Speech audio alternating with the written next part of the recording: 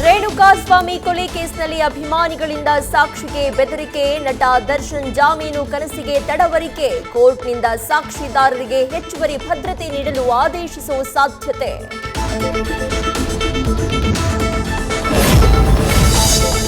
ಬಂಧಿತ ಪುನೀತನ ಮತ್ತಷ್ಟು ವಿಚಾರ ರಿವೀಲ್, ಡಿ ಕಂಪನಿ ಮಾತ್ರವಲ್ಲ, ಈತನೇ ದರ್ಶನ್ ಅಧಿಕೃತ ಸೋಷಿಯಲ್ ಮೀಡಿಯಾ ಹ್ಯಾಂಡ್ಲರ್, ಪುನೀತ್ನಿಂದಲೇ ದಚ್ಚು ಅಕೌಂಟ್ನಲ್ಲಿ ಪೋಸ್ಟ್, ಪೊಲೀಸರಿಂದ ಸದ್ಯ ಮೊಬೈಲ್ ಸೀಸ್.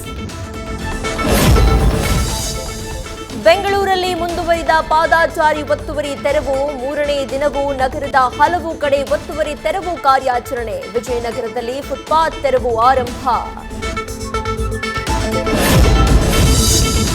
ಶಾಲಾ ಬಸ್ನಲ್ಲಿ ಮಕ್ಕಳು ಮನೆ ತಲುಪುವವರೆಗೂ ಶಾಲೆಯದ್ದೇ ಜವಾಬ್ದಾರಿ, ಮಕ್ಕಳ ಸುರಕ್ಷತೆಗೆ ಸಂಬಂಧಪಟ್ಟಂತೆ ಹೈಕೋರ್ಟ್ ಮಹತ್ವದ ಆದೇಶ, ಮಗುವಿನ ಸಂಪೂರ್ಣ ರಕ್ಷಣೆಯ ಜವಾಬ್ದಾರಿ ಶಾಲಾ ಮಂಡಳಿಯದ್ದೇ ಎಂದ ಹೈಕೋರ್ಟ್. ನ್ಯೂಸ್ ಫಸ್ಟ್ ನಿರ್ಭೀತಿಯಿಂದ ನಿಮ್ಮ ಪರವಾಗಿ.